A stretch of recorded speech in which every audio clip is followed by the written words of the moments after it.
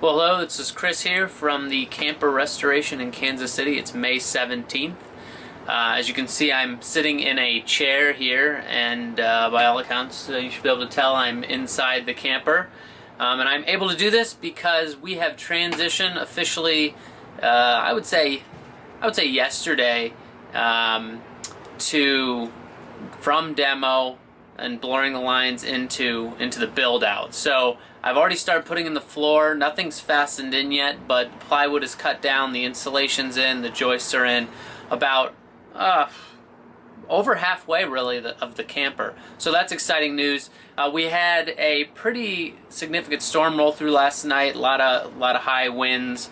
We're still experiencing that right now. So today it's going to be a short day, but it's going to be about kind of improving the structural stability of these walls. It's a very precarious situation as I tear down and maintain enough material and build back up and keep it secure the whole time. Because as I may have mentioned before, if the whole quality in this being vintage is the exterior, really. And if a wall falls, crumbles, I don't know if I can come back from that, and it may scrap the whole project. So very precarious. So let's get to it. I'll get on my chair and I'll show you the floor. So as quickly as it got in and it got clean, it started getting dirty again because I was walking on it to tear out these walls. I'm starting with the right side wall and tearing it down, and then I'll move over to the left side wall. But you can see here I have one of the metal studs. This is 20 gauge. Now I was trying to experiment on how I could increase the strength of this thing, and the purpose of having the stud wall, the metal frame stud wall, and versus just these 1x2s is I want to put in a mini split system here. It's a little dark. I don't know if I can fix that, but a mini split system up here, and so I'm going to put a metal stud here, here, here, and here. So 4 in the main kind of living space, and to support the weight of this mini split on the wall, but also kind of really to tie everything together. If I showed you from the outside, the walls have been bowing a little bit, mostly the right side. And now that we're ripped into the wall, you can see this a little better. Hopefully you can see it well. That everything is a myriad of 1x2s crisscrossed, so, and everything's stapled together. So you pull one apart, like this one fell down. Here, you wonder how much it's weakening the whole wall. So what I'm going to do now is take down more of this wall, specifically behind this, because I got a 1x3. I'm going to run up behind this entire stud to strengthen the wall. So I got to take some down, but not too much. So it's going to be interesting. And let's see what else. You can tell there's been damage to these pieces. I don't know what kind of wood it is. I'm going to save what I can. But I don't know how much of I'm going to keep. Obviously frame around all the windows. I'm going to have a lot of coming down like this, but we'll see. I haven't quite decided. This is a key part to it. On the header here, you've got, that's a 1x5, 1x6 going all the way across. So I want to keep that as much as possible because that'd be an expensive piece to replace. And then I came down here and discovered it's been rotten away here, up here. I mean, yeah, that's some pretty bad chunks, right? So that's pretty much no more. So is this a piece that I have to replace because it's stronger all as one, or can I salvage half of it and brace it together? We'll see.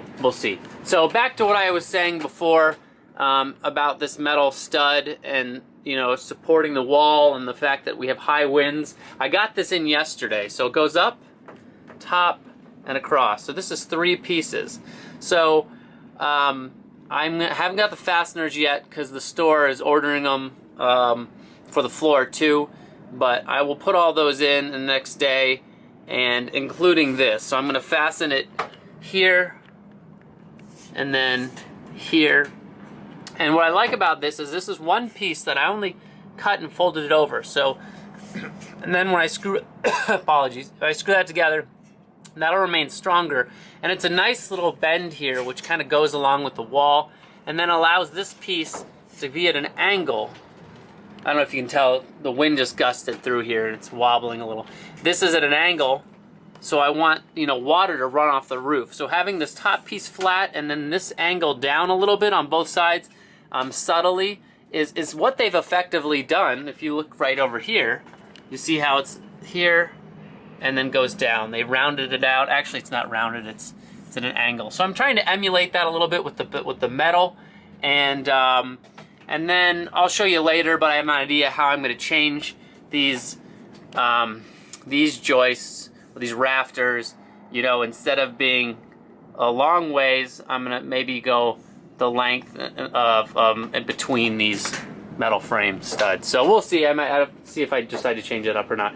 So that's pretty much it for the inside today, or to talk, but you can see how I braced it. 1, 2, 3, 4, okay? So I moved them from the inside to the stud wall when I put the floor in, and now I moved it back when I worked on the wall. So anyway, all right, well, I don't know if I'm gonna get to a time lapse today, so we'll see where I pick back up. All right, thanks. Quickly, I wanted to add something to that. You know, I talked about the stability of the wall, but I didn't really demonstrate it. So if you look here, this stud, yeah, I can't see very well. Anyway, here, there's a space, right? So I'm gonna put the new 1x4, and it's a hardwood. I got aspen behind this on both sides, and to cut all this down, and because it's not a solid piece that follows all the way down. You can see there's nothing there, nothing there. And so, but look at this space. See this? See the wall? So I can bring it to it. The whole wall is just kind of moving. Not good. So I'm going to tack that all up. So when it comes between these two pieces, I can screw them together. But when it comes to the metal, the aluminum and the frame, I'm actually not sure. It's not evident yet how it's stuck together. I know it seems ridiculous, but you know, maybe it's in the heat. Oh, there we go. Well, you see an example here. You see some staples. These lovely staples. And they're right along the seam. So I can't imagine that's it. But they are here too. Yeah, you can see that it came out. So let's see. Yeah. So I don't, the rest of the way I'm not sure, but I'm thinking regardless, what I could do is use, you know, an adhesive and just kind of, just like they did here, right? Just run the lines and glue it. That was for the veneer for the wall, but do it here, you know.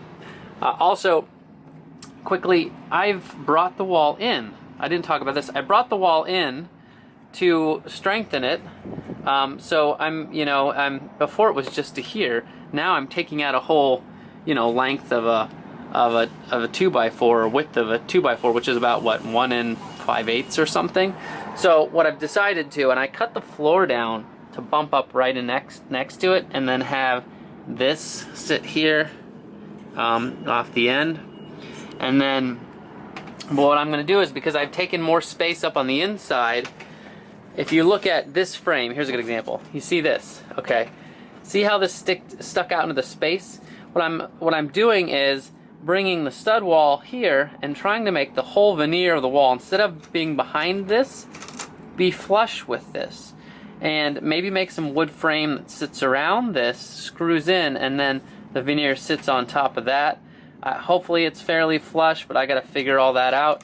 I think that'll look cool because it'll clean up the look of the wall. Instead of these metal frames popping out, it'll all be flush, and I'll have made the wall stronger as well, with more insulation and all of that. So anyway, and then over here, I just want to add my little buddy here, this wasp that's been with me since day one. You can see there's actually been a lot of little things I've found in windows and stuff, but this one is actually lived in.